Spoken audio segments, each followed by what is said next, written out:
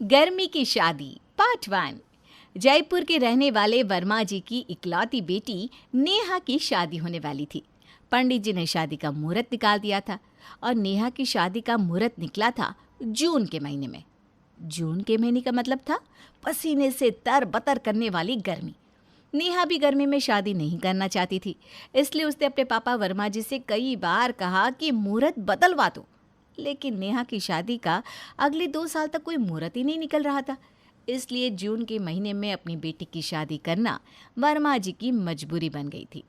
शादी का दिन पास आ रहा था और घर में नाते रिश्तेदार इकट्ठे होने शुरू हो गए थे।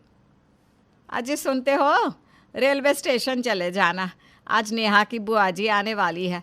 आप तो जानते हैं ना, अगर आपको स्टेशन पहुंचने में 5 मिनट की देरी हो गई तो बुआ जी गर्म हो जाएंगी। अरे गर्म तो जयपुर का मौसम हो रखा है भाई। राजस्थान में रहने वालों को तो गर्मी के मौसम में शादी करनी ही नहीं चाहिए। पापा तो कैसे काम चलेगा, मौसम तो देखिए। मुझे तो लगता है कि इस शादी वाले दिन मेरा सारा मेकअप पसीने से ही बह जाएगा। तुझे अपने मेकअप की लगी है और मैं इस बात से परेशान हूँ कि इतने सारे रिश्तेदारों के लिए पूरा दिन चाय पानी का इंतज़ाम कैसे होगा। अरे मम्मी, आपसे कोई चाय नहीं मांगने वाला। सब लोगों का पेट पानी पी पी कर ही भर जाएगा। मौसम का मिजाज देख रही है ना आप। अच्छा ये सब बात छोड़ो, मैं सबसे पहले स्टेशन जाकर बुआ जी को ले आता हूँ, वरना घर में आते ही हल्ला मचा देंगी। कुछ देर के बाद वर्मा जी अपनी बड़ी बहन यानी कि नेहा की बुआ जी को स्टेशन से लेकर घर लौट आते हैं। लेकिन बुआ जी सर से लेकर पैर तक पसीने से भीगी हुई थी और उनके शरीर से पसीने की बदबू भी आ रही थी। साथ ही गर्मी की वजह से बुआ जी का पारा भी अच्छा खासा हाई हुआ था। हाय हाय, क्या जरूरत थी इस मौसम में शादी करने की? है भाई, इतनी गर्मी तो हमारे यहाँ नहीं पड़ती।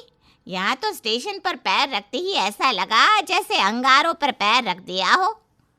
अब क्या करे दीदी, इस मौसम में तो ऐसी ही गर्मी पड़ती है। अरे जल्दी से मेरे लिए शरबत बना कर ला, और सुन, थोड़ी ज्यादा बर्फ डाल कर बनाना। हाँ दीदी, अभी लेकर आती हूँ।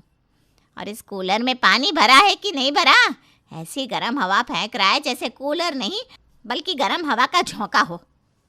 अब नहीं दीदी, इसमें पानी भरा हुआ है। अब गर्मी इतनी पड़ रही है कि कूलर से भी कोई असर नहीं होता।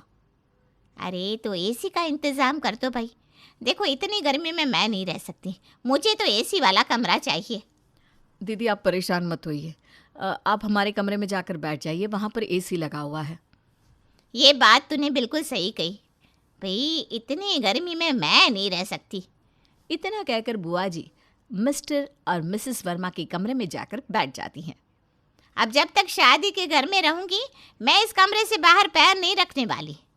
अच्छा सुनो, मेरा शरबत ले आओ, पीकर जान में जान तो आए। फिर मैं नहाने चली जाती हूँ, बहुत बदबू आ रही है शरीर से। ये लीजिए दीदी, आपका शरबत एकदम ठंडा ठंडा है। बुआ जी, शरबत पीने से कुछ नहीं होने वाला, ये राजस्थान की गर्मी है, अच्छे अच्छे शरबत पिघल जाते हैं यहाँ पर। वो तो पता चल ही रहा है, ज़रा नहा कर आती हूँ। इतना कहकर बुआ जी नहाने चली जाती है, लेकिन 5 मिनट बाद ही वो बाथरूम से चिल्लाती हुई बाहर आती हैं। अरे क्या हुआ दीदी, कोई परेशानी है क्या? अरे बुआ जी क्या हुआ, हमारे घर में तो कोई कॉकरोच भी नहीं है, फिर आप बाथरूम में किसे देखकर चिल्ला रही हैं? अरे बाथरूम का पानी ऐसा लग रहा है जैसे सीधी चाय बनकर गिर रही हो, मेरा शरीर पूरा जल गया। अरे क्या ज़रूरत थी इस महीने में शादी करने की? अब दीदी इतनी तेज़ धूप पड़ती है कि पानी ठंडा कर करके नहाना पड़ता है, क्या कर सकते हैं। वैसे मम्मी आप एक बात भूल रही हैं, आज मासी भी बैंगलोर से आने वाली है और पापा को उन्हें भी लेने जाना है। इतनी तेज़ धूप में बार बार रिश्तेदारों को लाने ले जाने में मेरी तो हालत ख़राब हो गई है। जैसे ही बाहर पैर रखता हूँ, ऐसा लगता है जैसे पापड़ की तरह धूप में सिक जाऊँगा। अरे लेकिन आपको मेरी बहन को लेने तो जाना ही पड़ेगा ना। तो उनसे कहो ना खुद ही ऑटो पकड़कर घर तक चली आए, मेरी क्यों चटनी बनवा रही हो? अच्छा जी, आपकी बहन आए तो आप भागे भागे रेलवे स्टेशन चले गए, और मेरी बहन आ रही है तो बहाने बना रहे हो। कहाँ फंस गया यार, जाता हूँ, अब नेहा की मासी को भी मैं ही लेकर आऊँगा बस। कुछ देर बाद मिस्टर वर्मा नेहा की मासी कावेरी को लेकर घर आते हैं। क्या ज़रूरत थी दीदी इतनी गर्मी में शादी करने की, और अगर करनी ही थी तो बेंगलोर आकर करनी चाहिए थी। अरे मासी, मेरी शादी बेंगलोर आकर कैसे हो सकती है? देखो नेहा, मैं सच बोल रही हूँ। अब यहाँ पर तुम इतना अच्छा मेकअप करवाओगी और तुम्हारा सारा मेकअप ना पानी की तरह बह जाएगा। अरे दुल्हन हो तुम, और तुम्हारे चेहरे पर देखो गर्मी की वजह से कितने सारे दाने नज़र आ रहे हैं। सच में मासी, मुझे भी ना इस बात की बहुत चिंता हो रही है। लेकिन आपकी स्किन तो बहुत अच्छी दिख रही है। दिखेगी ना, मैं बेंगलोर से आई हूँ। वहाँ का क्लाइमेट कितना अच्छा रहता है जानती हूँ। वहाँ पर जब किसी की शादी होती है ना, तो स्किन से मेकअप ऐसे चिपक कर रहता है। लेकिन यहाँ पर तो तुम्हारा क्या होगा भगवान ही जाने। अच्छा ठीक है कावेरी, अब ज़्यादा बातें मत बना। इतनी दूर से आई है, थोड़ी देर आराम कर ले। देखो दीदी, पहले ही कह देती हूँ, मैं ये पंखे और कूलर में ना रह नहीं सकती। आपको पता है ना, मुझे बेंगलोर के ठंडे मौसम में रहने की आदत है। तो प्लीज़ मुझे तो एसी वाला कमरा ही दे देना। देखो, हमारे घर में 2 ही कमरे हैं। एक कमरे में बुआ जी पहले से ही चली गई हैं। तुम एक काम करो, तुम भी मेरे कमरे में चली जाओ। डबल बेड है, तुम बुआ जी के साथ तो एडजस्ट कर ही सकती हो। गर्मी में तो किसी के साथ भी एडजस्ट कर लूँगी, बस मुझे गर्मी नहीं लगनी चाहिए। इतना कहकर कावेरी मिसेस वर्मा के कमरे के अंदर चली जाती है। कावेरी काफ़ी मॉडर्न थी, इसलिए अब उसे ज़्यादा गर्मी लगती है तो वो छोटे छोटे कपड़े पहन लेती है। और ये देखकर बुआ जी की आंखें बाहर निकल आती है। हाय हाय, ये क्या फैशन है? अरे शादी के घर में आई हो, कम से कम कपड़े तो ढंग के पहनो। मेरा तो मन कर रहा है कि कपड़े ही ना पहनूं। अरे इतनी गर्मी में कपड़े कौन पहनता है? हैं? तो क्या नंगे घूमेंगे? अब गर्मी तो इतनी पड़ रही है ना बुआ जी, कि मन तो ऐसा ही कर रहा है कि सारे कपड़े उतार दिए जाए। ये आपने 5 मीटर की साड़ी कैसे लपेट रखी है?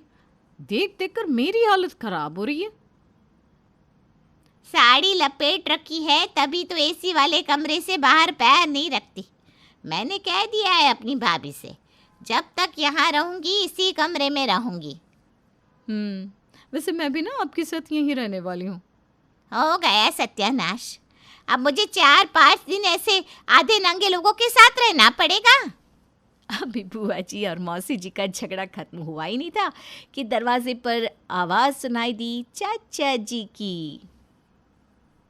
अरे हाय हाय, मर गया, मैं मर गया। अरे कोई बचाओ मुझे। हे भगवान, ऐसी शादी में मुझे आना ही नहीं चाहिए था। आखिर क्या हुआ फूफा जी के साथ? मिस्टर और मिसेस शर्मा अपने घर के रिश्तेदारों को कैसे बचाएंगे गर्मी से? जानने के लिए देखेंगे हम इस कहानी का अगला पार्ट।